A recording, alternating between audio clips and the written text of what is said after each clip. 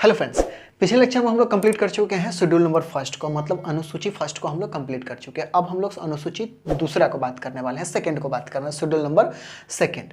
First में हम लोग सीखे थे, शेड्यूल नंबर फर्स्ट के अंदर में लिखा हुआ था यूनियन एंड इट्स टेरिटरी, मतलब संघ और संघराज क्षेत्र के बारे में लिखा हुआ है। पिछले लेक्चर में हम लोग बात कर चुके हैं, उसमें ये सीख चुके थे कि इंडिया का एक्सटेंशन कहाँ तक है और किस स्टेट का एक्सटेंशन कहाँ तक है। जैसे इंडिया का एक्सटेंशन तो हम लोग पढ़ ही लिए थे, उसी के अंदर वो डिफाइन किया गया है, और साथ में जो भी इंटरनल स्टेट है उसका एक्सटेंशन कहाँ से कहाँ तक है, ये सारी बातें जो लिखी गई शेड्यूल नंबर फर्स्ट के अंदर में लिखा हुआ है। शेड्यूल नंबर सेकेंड के अंदर में क्या लिखा हुआ है, तो सैलरी के बारे में लिखा हुआ है। तो आज हम लोग शेड्यूल नंबर सेकंड को ही समझने वाले। तो चलिए शुरू करते हैं आज का लेक्चर। मैं हूं के कश्यप और प्यारा चैनल आपका IQ कश्यप। चलिए शेड्यूल नंबर 2 के अंदर में क्या लिखा हुआ है, तो पहला चीज सैलरी के बारे में लिखा है। एक वर्ड में आप याद रख सकते हैं, सैलरी। याद रखिए शेड्यूल 2 किससे रिलेटेड है, सैलरी के रिलेटेड है। किसके सैलरी के बारे में लिखा हुआ है, तो जो कॉन्स्टिट्यूशनल पोस्ट को, याद रखिएगा, जो कॉन्स्टिट्यूशनल पोस्ट को होल्ड किया हुआ है उन्हीं के सैलरी के बारे में इसके अंदर में लिखा हुआ है। कॉन्स्टिट्यूशनल पोस्ट के अंदर में कौन होता है, तो हम लोग अच्छी तरह से जानते हैं कि प्रेसिडेंट होते हैं, वाइस प्रेसिडेंट ही आता है, मिनिस्टर्स हो गए। अब देखिएगा मिनिस्टर और प्रधानमंत्री, मिनिस्टर क्योंकि आते हैं किसके अंदर में, मिनिस्ट्री के अंदर में ही आता है। तो प्रधानमंत्री का पोस्ट, एक प्रधानमंत्री अगर चेयर की बात करें जो उस पर बैठ रहा है, उनके लिए जो होता है मिनिस्ट्री के अंदर में रखा जाता है। तो उनके सैलरी के बारे में, जज के बारे में, CAG, ऐसे बहुत सारे और भी हैं जिनके सैलरी के बारे में बात करता है कौन सा, शेड्यूल नंबर फर्स्ट के अंदर में।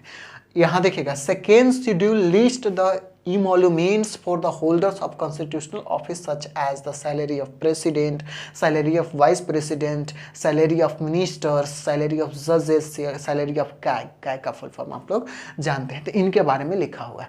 अब इसी साथ में एक बात और याद रख लीजिएगा, जो सैलरी जो होता है कॉन्स्टिट्यूशनल पोस्ट जो अक्वायर किए रहते हैं उनकी वेरी करते रहता है। वो कौन करता है, तो पार्लियामेंट।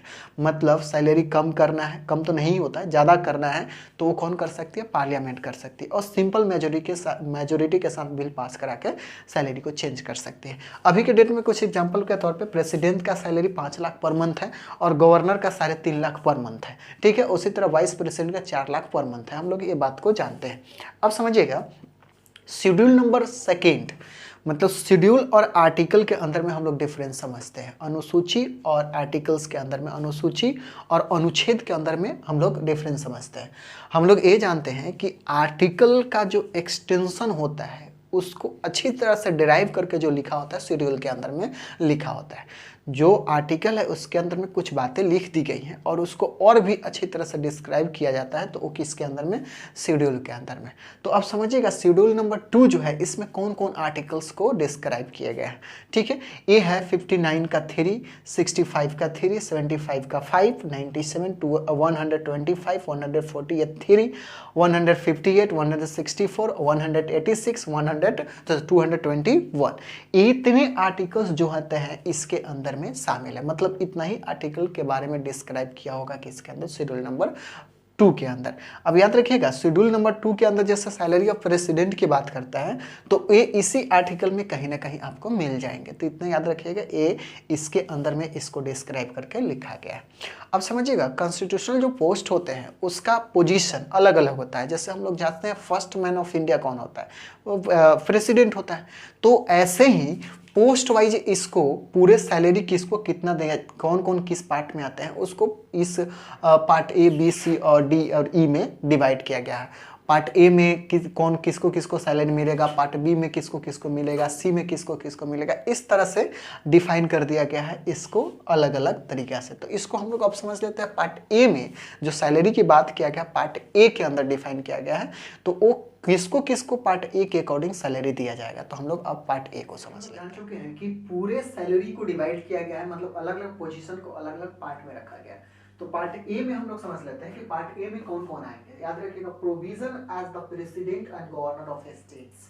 याद रखिएगा हम लोग जानते हैं कि पूरे कंट्री का जो हेड होता है प्रेसिडेंट होता है, और स्टेट लेवल पे बात करें तो गवर्नर होता है। तो याद रखिएगा पार्ट A में हेड आते हैं, या कंट्री का कह सकते हैं या फिर हम लोग कह सकते हैं स्टेट का। तो याद रखिएगा एक इनके सैलरी और इमोल्यूशन के बारे में लिखा हुआ है। तो याद रखिएगा प्रेसिडेंट और गवर्नर का, जो गवर्नर का स्टेट्स में कह सकते हैं बेनिफिट मिलता है, उनके बारे में लिखा हुआ है पार्ट A के अंदर। पार्ट B जो है ये ओमिटेड पार्ट है, मतलब ये छिपा हुआ पार्ट है, इसको इसमें कुछ दिखाया नहीं गया है कि क्या है, तो इसलिए इसके पार्ट में कोई डिटेल्स बात नहीं है। अब आती है पार्ट सी के अंदर, provision as the speaker, deputy speaker, chairman, deputy chairman. याद रखिएगा, स्पीकर की बात करें तो लोकसभा में स्पीकर होते हैं, और हम लोग स्टेट लेवल की बात करें तो लेजिस्लेटिव असेंबली, विधानसभा में क्या होते हैं, स्पीकर होते हैं। तो दोनों की बात की है, स्पीकर कहा लोकसभा का और लेजिस्लेटिव असेंबली का भी, लेजिस्लेटिव असेंबली का भी याद रखिएगा, लेजिस्लेटिव असेंबली का भी कौन सा स्पीकर, डिप्टी स्पीकर की बात करें तो लोकसभा का भी, और यहाँ लेजिस्लेटिव असेंबली विधानसभा का भी, उनके बारे में सैलरी और जो भी बेनिफिट्स मिलते हैं उनके बारे में पार्ट सी। उसी तरह चेयरमैन राज्यसभा के अंदर में होता है, उसी तरह चेयरमैन जो होता है लेजिस्लेटिव काउंसिल के अंदर, स्टेट के अंदर होते हैं, उनके बारे में लिखा हुआ है। बच्चों नंबर कोई इसके अंदर में नहीं है। तो ये चेयरमैन और डिप्टी चेयरमैन राज्यसभा के हो या लेजिस्लेटिव काउंसिल के हो, ये सबके बारे में जो लिखा हुआ है इसके अंदर। तो सिंपल इसको याद करना भी मुश्किल है। फर्स्ट स्टेज पार्ट ए में प्रेसिडेंट और गवर्नर मतलब हेड। पार्ट बी जो है ओमिटेड है, इसमें कोई दिक्कत नहीं। पार्ट सी के अंदर में कौन है तो याद रखिएगा, लेजिस्लेटिव असेंबली कह सकते हैं, जो पार्लियामेंट होती है उसमें दो पार्ट्स, और इधर में बाई कैमरल होती है, मतलब लेजिस्लेटिव असेंबली और लेजिस्लेटिव काउंसिल। तो लेजिस्लेटिव असेंबली के अंदर स्पीकर और डिप्टी स्पीकर होते हैं, उनके बारे में। उसी तरह स्पीकर और डिप्टी स्पीकर लोकसभा में होते हैं, उनके बारे में। चेयरमैन और डिप्टी चेयरमैन राज्यसभा में भी होते हैं और लेजिस्लेटिव काउंसिल में, उनके बारे में ये लिखा हुआ है पार्ट सी के अंदर में। अब हम लोग देख लेते हैं पार्ट डी और पार्ट ई। चलिए पार्ट डी को हम लोग समझ लें। पार्ट डी में किन के बारे में लिखा हुआ है, याद रखिए पार्ट डी के अंदर जजेस के बारे में लिखा हुआ है। ये भी एक कॉन्स्टिट्यूशनल पोस्ट है, हम लोग अच्छी तरह से जानते हैं।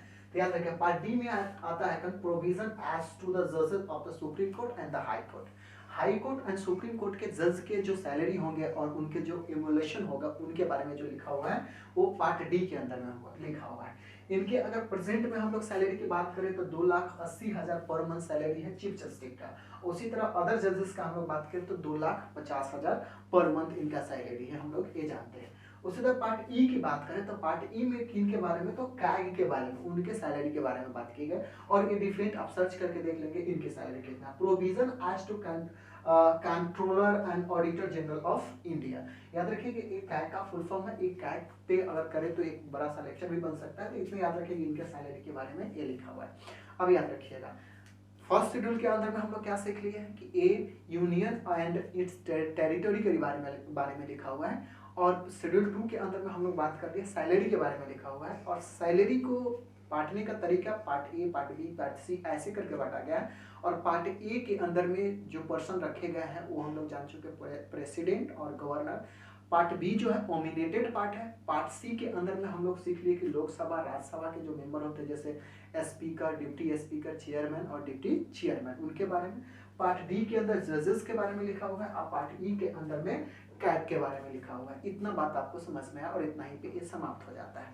इसके बाद जो हम लोग बात करने वाले हैं शेड्यूल नंबर 3 पे बात करेंगे और उसको अच्छी तरह से समझेंगे। इसमें इतना ही, फिर मिलते हैं नेक्स्ट वीडियो में। जब तक एंजॉय करें और पढ़ाई करें।